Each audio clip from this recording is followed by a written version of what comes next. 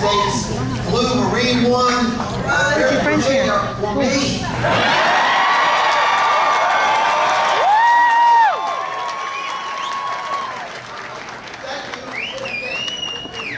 Thank you, Governor King. Let's give it a round.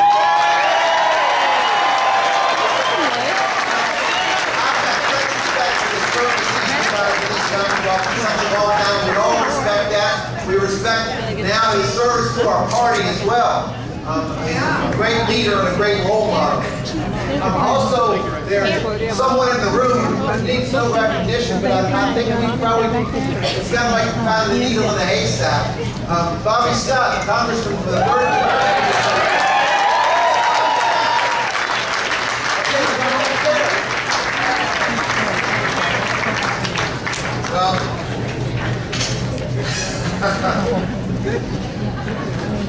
Friends, I appreciate all of you joining us here tonight, and as we continue the hard work of moving Virginia forward, standing on the remarkable shoulders, the big shoulders, the remarkable achievements of leaders like Tim Kaine and Jim Webb and Mark Warner.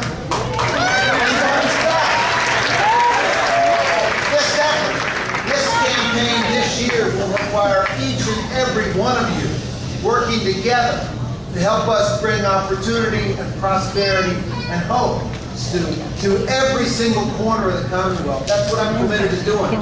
By your presence here tonight, you recognize that Virginians deserve a governor who will wake up every day with a clear understanding of the challenges we face, and a governor who has a proven record of working to bring Virginians together to solve problems that produce real results. Virginians also deserve a governor who has a detailed vision for maintaining our great public schools and a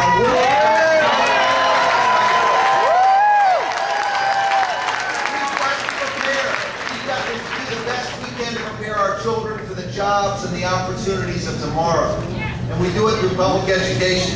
We need to build on what Mark Warner and Tim Kaine have already started here in Virginia, and on what President Obama has the vision to advocate across the nation by investing in quality pre-K education for every child.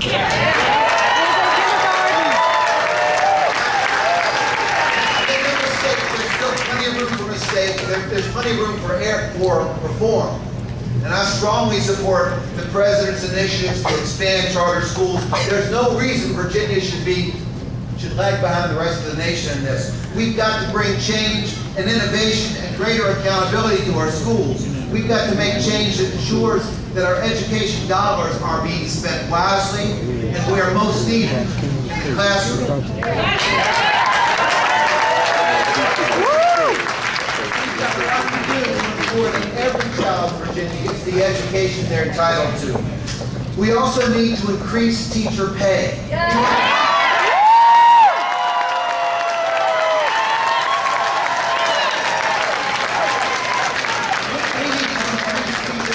At least the average. We can't expect excellence if we're not willing to at least pay for average. And we can't expect to solve the challenges of tomorrow in energy and technology if we continue to fall behind the rest of the world in math and science. We need a governor who will encourage our teachers to go into math and science education, and a governor who will pass a plan to forgive student loans for teachers who agree to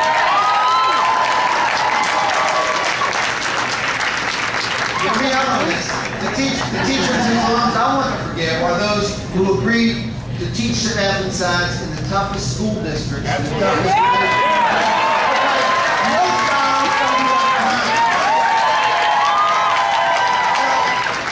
grandmother, my mother's mom, was a public school teacher in Bath and Rockbridge County schools. She started in rural school divisions in Virginia in the early 1920s, and she retired in 1964.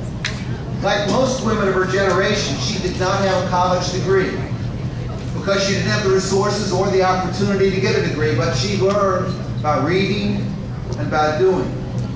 And when she retired, she taught generations of rural children basics of education, reading, writing, arithmetic, some science. I still vividly recall the day my own mother sent me off to college. She took 4 $20 bills, folded them up, and I put them in my pocket. You see, I know something about the power and the potential that can be unleashed when a child has access to quality public education.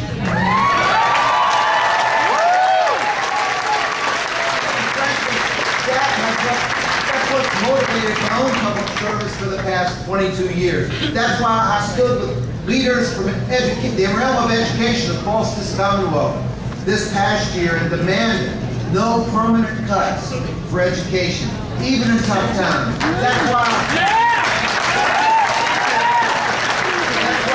stood with Mark Warner and Tim Kaine during the historic 2004 budget reform fight when we made the largest increase in funding in public education in our history. Now, before Mark Warner took office in 2002, our nation was facing record prosperity. But here in Virginia, we faced a record budget shortfall. Our state government was crippled by ideological leadership that refused to work across party lines. Our AAA bond rating, plenty of jobs, and the future of our state was in jeopardy. But the last 7 years, under Governors Warner and Kaine, we found a different way of doing things. And that has resulted in Virginia repeatedly being named the most business-friendly nation, say the nation. In fact, just 2 weeks ago, CNBC once again said Virginia is the best state to do business in the country.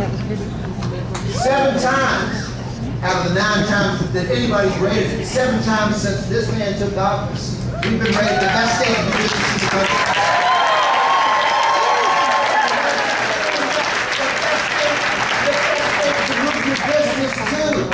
The best state in which to raise a child. This is a good place to be. One thing I know as I travel around this Commonwealth is this: Virginians don't want to go back. No. Virginians can't afford to go back. No. Virginians want and deserve to move our Commonwealth forward. Yeah.